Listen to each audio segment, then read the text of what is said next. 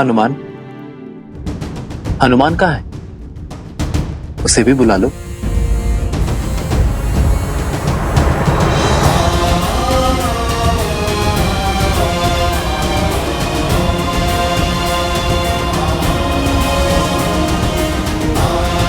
न जाने उन्हें आप पे किस दुख का आभास हो रहा था, क्या चिंता खा रही थी उन्हें, जो वो अकस्मात ही लक्ष्मण काका श्री से मिलने अयोध्या की ओर बढ़ गए। भैया, लक्ष्मण तो अयोध्या में है ही नहीं। यदि हनुमान जी को सत्य का ज्ञात हो गया तो? नहीं अर्थात कहाँ गए लक्ष्मण काका श्री? क्या हुआ उनके साथ?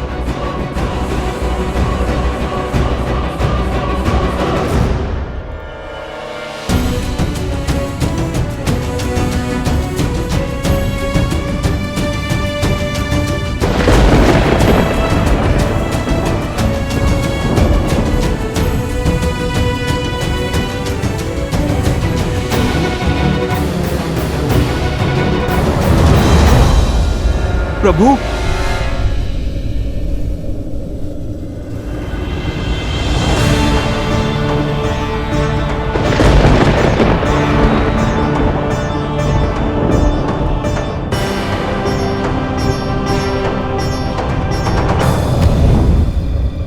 प्रभु, प्रभु, प्रभु। भैया,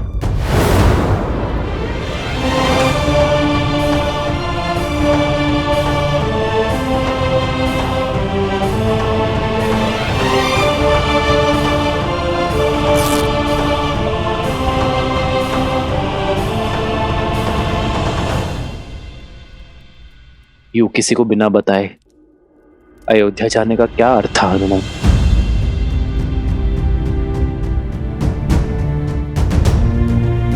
मुझे लगा मैं तुमसे छुपा लूंगा, किंतु ये कैसे भूल गया कि एक भक्त की श्रद्धा में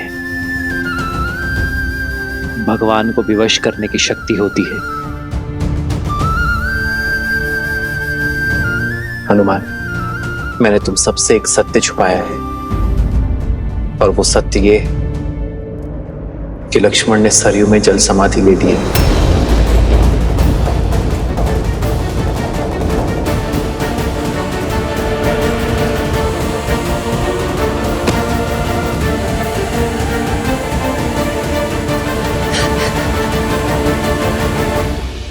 प्रभु, आपने लक्ष्मण भैया को रोका नहीं? रोका था हनुमान, बहुत रोका था, किंतु मेरे लक्ष्मण ने ना रुककर इस संसार में धर्म और वचन का उदाहरण स्थापित किया है। और मैं ये चाहता हूं कि मेरे पुत्र भी उसी मार्ग पर चले, धर्म और वचन की स्थापना के लिए अपने प्राण तक त्यागने को सज रहे। हनुमान, मैं जानता हूं दुख विराट है, किंतु यह समय टूटकर बिखरने का नहीं है। यह समय है स्वयं को संभालने का, हर संकट से लड़कर संसार की रक्षा करने का है।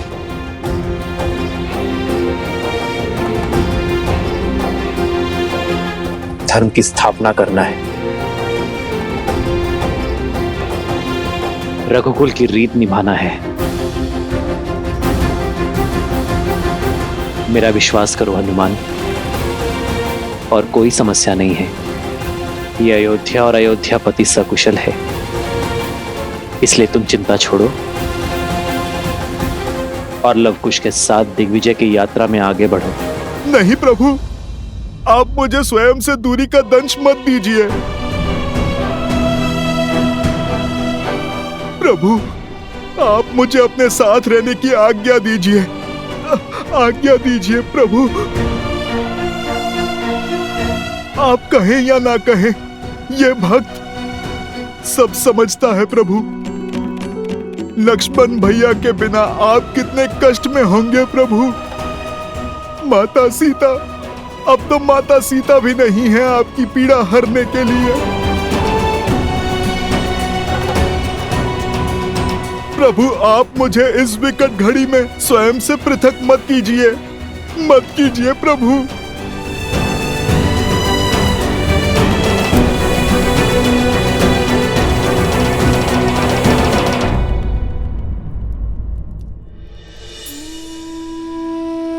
यदि आप हमारे कारण चिंतित है पिताश्री, तो आप व्यर्थ में ही व्यतीत हो रहे हैं।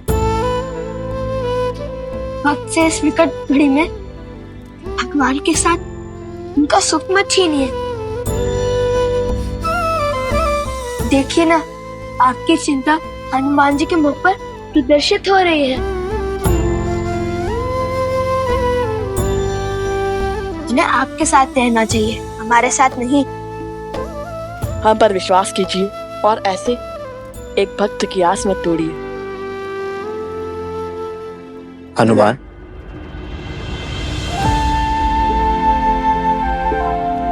तो ठीक है, कल सूर्योदय होते ही हम पुरुषपुर की ओर प्रस्थान करेंगे, युद्ध का शंखनाद करेंगे।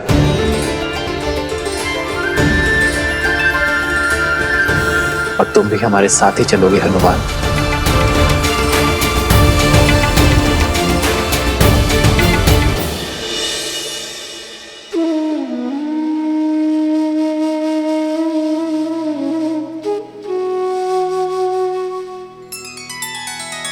श्री रामचंद्र कृपालु भजु मन हरण भव भय दारुणम।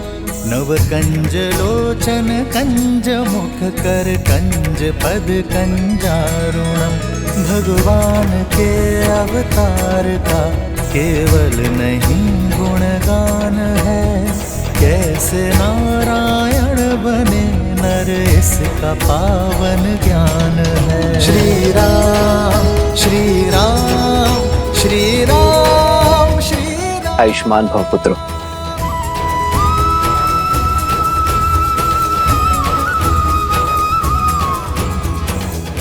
अपनी दिग्विजय को संपूर्ण करने के लिए सज्ज हो। सेना भी सज्ज है भैया।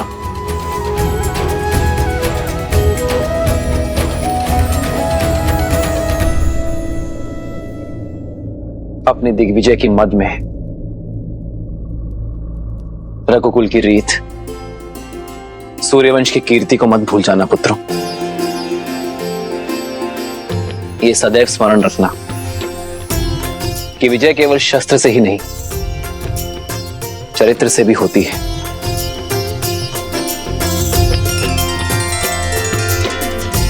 तुम दोनों केवल रघुवंश के अंश नहीं हो, धर्म के पथिक भी हो। और ये यात्रा केवल भ्रमण नहीं, यह अध्ययन है,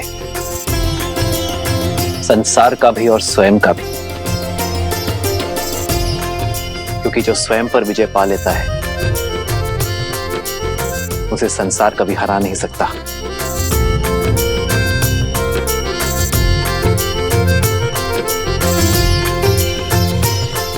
आयुष्मान भव।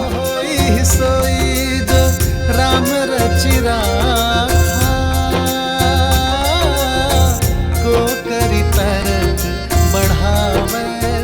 भरत, माताओं तक सूचना पहुंचा दी तुमने?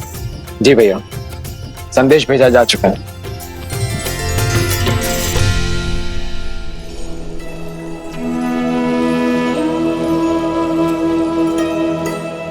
माता,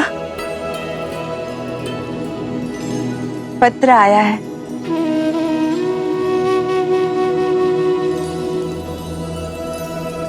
प्रभु ने आप दोनों की सुन ली। कल महाराज और भरत भैया की भेंट लव, कुश और हनुमान जी के साथ हुई, और रात्रि में भोजन भी उन लोगों ने साथ में ही किया। तुम सत्य कह रही। धन्यवाद नारायण, धन्यवाद। मेरे पोते अपने पिता से मिले, उनका आशीर्वाद पाया, इससे सुखद और क्या हो सकता है।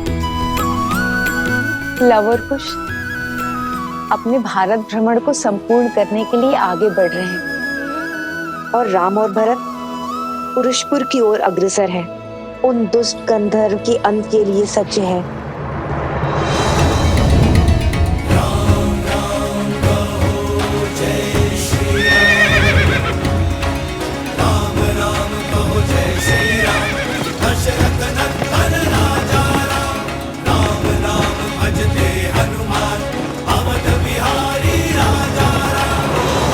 कुछ क्षण ही सही, मन की शांति के लिए शीतल छाया तो मिली। आपका कोटि कोटि आभार प्रभु।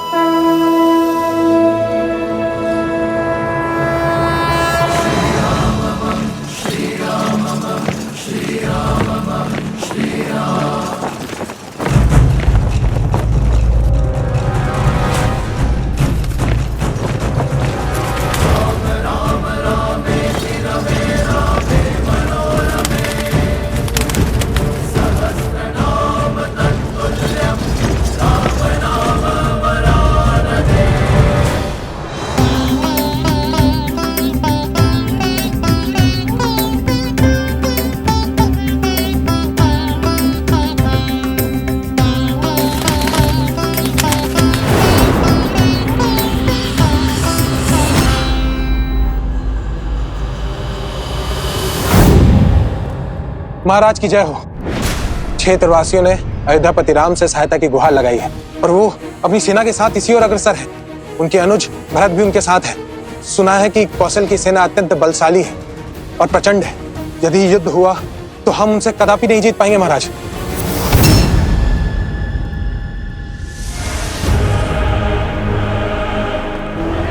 जिस सेना के विरुद्ध हमारी जीत असंभव है, वो युद्ध भूमि तक पहुंचेगी नहीं।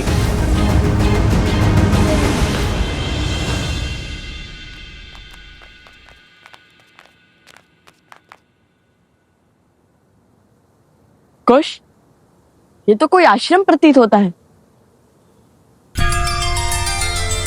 कदाचित आज भाग्य में किसी महान ऋषि से भेंट का आनंद लिखा है।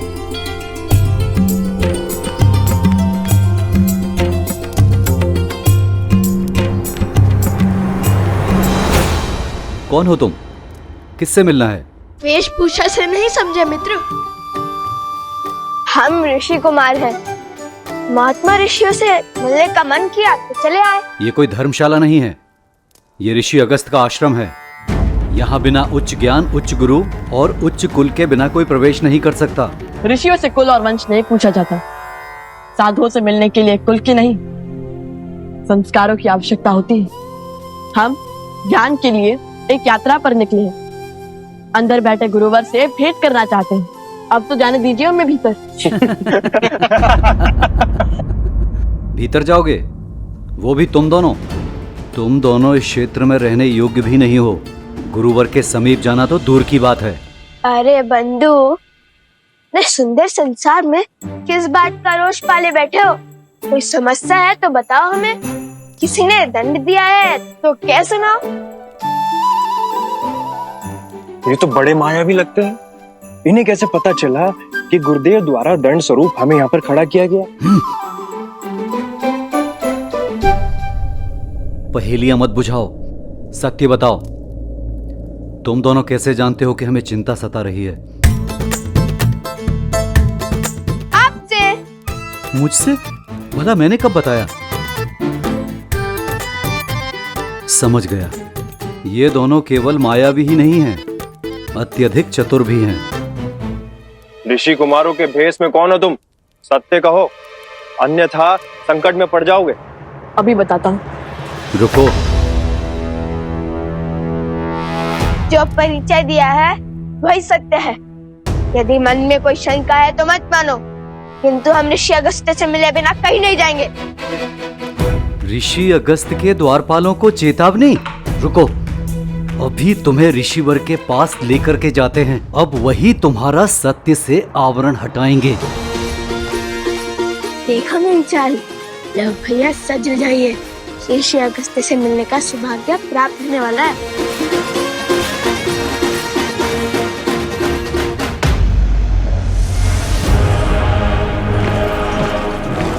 वो देखिए महाराज, राम की सेना घाटी में प्रवेश कर चुकी है।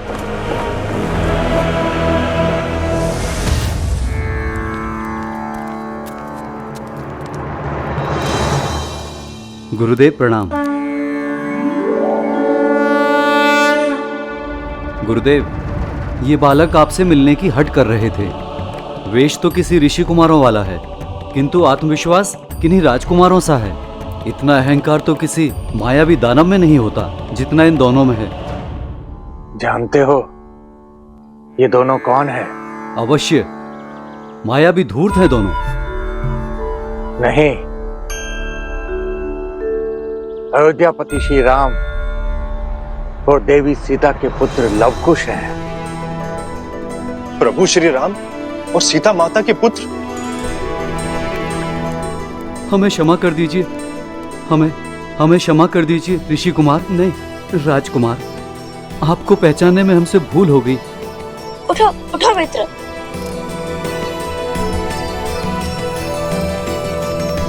कर्तव्य भले ही राजकुमारों का निभाते हैं, किंतु मन से सदा ऋषि कुमार है।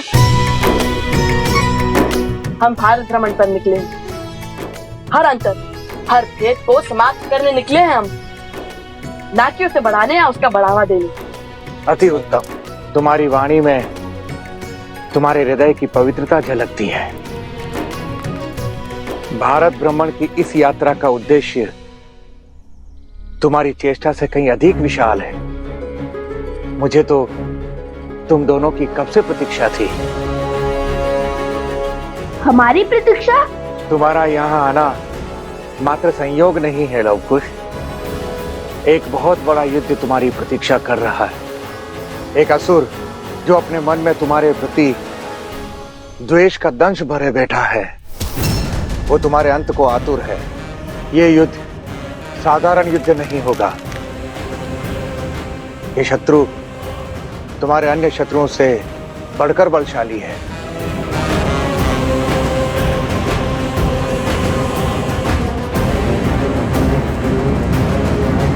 वो भी तुम दोनों की भांति पितृभक्त है, जो अपने पिता की मृत्यु का प्रतिशोध लेने का प्रण लिए बैठा है। कौन है वो उसे?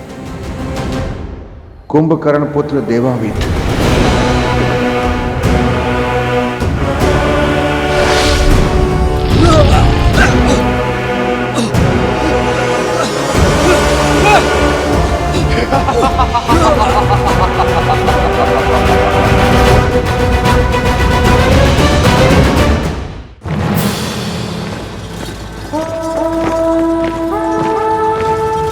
रुको, रथ रोको।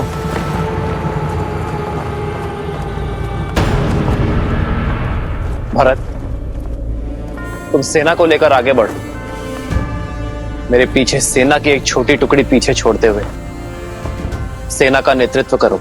मैं तुम्हें इस युद्ध की बागडोर सौंपता हूं। ये मेरे लिए सम्मान की बात होगी भैया, विश्वास रखिए, मैं आपको निराश नहीं करूंगा। और भरत के होते हुए श्री राम को युद्ध भूमि में पग रखने की आवश्यकता नहीं होगी।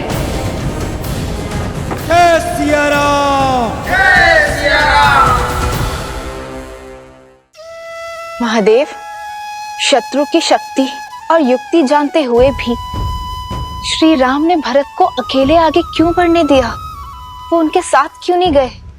वो तो अंतर्यामी है, सब ज्ञात है उन्हें। आपके प्रश्न का उत्तर भी आपके प्रश्न में ही छिपा हुआ है। जो अंतर्यामी है, जिन्हें सब ज्ञात है, उनसे भला इस युद्ध के परिणाम और प्रभाव कैसे छिपे रह सकते हैं? किंतु संकट का आभास ही तो संकट को टालने में सहायक होना चाहिए ना। सच्चा नायक वो नहीं जो अपने शौर्य की ओट में संसार के प्राणियों को जीवन के संघर्षों से बचाए, अपितु सच्चा नायक तो वो है जो उन्हीं प्राणियों को जीवन के संघर्षों से जूझने के लिए सज्ज करे। जो पक्षी पवन के वेग की परीक्षा को पार न कर सके, वो भला आकाश का स्पर्श कैसे कर सकता है? श्री राम भी भरत के शौर्य को आकार दे रहे हैं। उन पर आज भरोसा कर उन्हें कल के लिए, भविष्य के लिए तैयार कर रहे हैं, क्योंकि अब राम के अयन का अगला अध्याय आरंभ होने वाला है, जो इस युद्ध से बहुत अधिक विराट है, जिसका उद्देश्य विश्व विजय नहीं, जगत का कल्याण है।